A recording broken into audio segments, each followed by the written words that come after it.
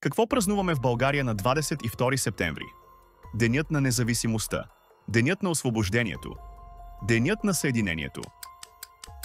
3, 2, 1.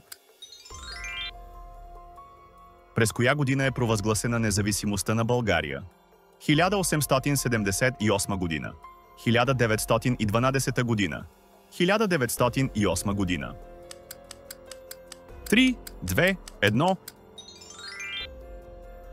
В кой град е прочетен манифестът за независимост? Пловдив, Велико Търново, София. 3, 2, 1.